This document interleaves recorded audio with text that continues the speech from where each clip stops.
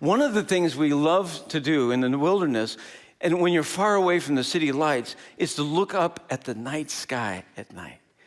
And so, man, we had some fantastic viewing. All of the mosquitoes in Canada came down to the United States. There were none in Canada. And we laid out at night and just looked up at the stars. And oh my gosh, it was amazing. And the Northern Lights came out for us. Yeah, oh yeah. And you could actually see the Northern Lights in the reflection of the lake. We were looking at constellations by looking down at the lake. That kind of night. That's a wilderness experience. You guys know that I love the stars. And for those of us who love the stars, oh my gosh, this last year, whoa, because a telescope was launched called the James Webb Telescope. Yeah, James Webb Telescope. This is the telescope. This is further away from the Earth than Hubble, and it's like you can see, we're seeing things now. Look at some of these photos of things we're seeing now. I mean, it's mind-blowing what we're seeing with the James Webb Telescope. Let me ask you a question. How many of you have heard of the James Webb Telescope? Raise your hand. Show of hands. Awesome. You may not know this about the James Webb. It was launched, does anybody know when it was launched? Christmas Day in 2021.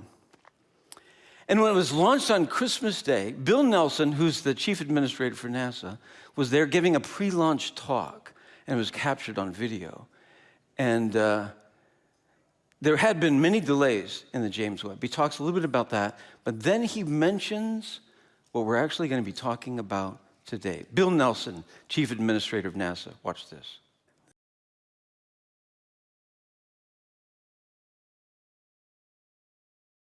The psalm that Bill Nelson was talking about, Psalm 19, that's the psalm for today. I'm so excited, I can't hardly stand it. Open your Bibles to Psalm 19. This is the last in our series of Psalms for the summer. And I get the privilege of standing in front of many people and reading through this great piece of poetry. The heavens declare the glory of God. The skies proclaim the work of his hands. We're laying in Canada on our backs, and we're just looking up. We can't hear a thing, but it's like this is our God. He is working. These are his work. What can our God do? Bam! Boom, that's what he can do. Not too long ago, I was with a group of friends. And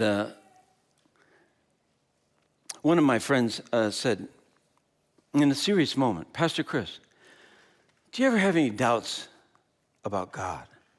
Do you doubt God? Or do you even doubt his existence?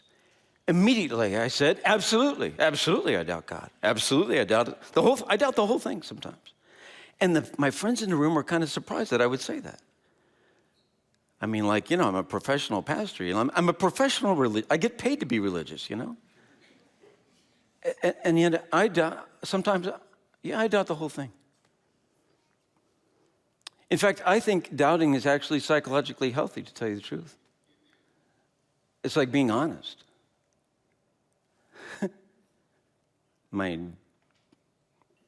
the only one? The amount of undeserved suffering in the world, you guys, is incalculable. It's incalculable. And as a pastor, I'm around suffering. I did a funeral yesterday. Two of my closest friends have just gotten a really bad diagnosis with a bad cancer. As a pastor, you see suffering all the time.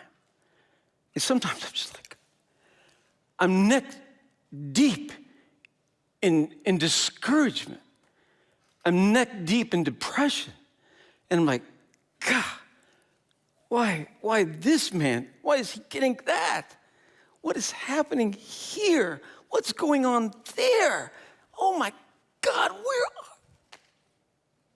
I just doubt the whole thing. And then I walk outside. And I look up. Something happens to me. It's intangible. It's like God is speaking to me. Well, this psalm says it's not God speaking to me. It's his creation that's speaking to me. And they're saying to me silently, you have no idea, Dolson, how big God actually is. You have no clue. He's unfathomable.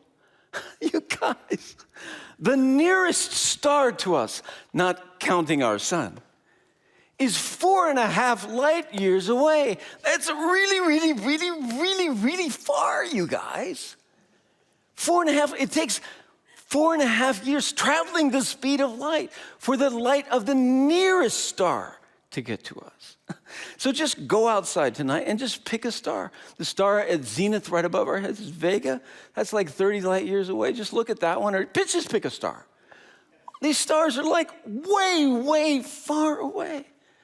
So it's like, it takes like Vega, it takes like 30 years for that light to get to me. So I am going to ask you a question.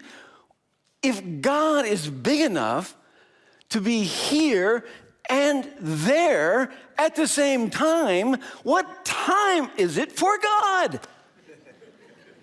Boom. I don't have the ability to comprehend that. I can tell you that he doesn't relate to time and space the way we relate to time and space. And he probably doesn't relate to all the things that are happening here the way my heart relates to them. And I'm not going to force someone who's great to think about things the way I think about things. I'm glad that I can't fathom God. I wouldn't want a God that I could fathom. Would you? God is unfathomable. He's greater than we can possibly imagine. And the lights in the sky tell us that all the time.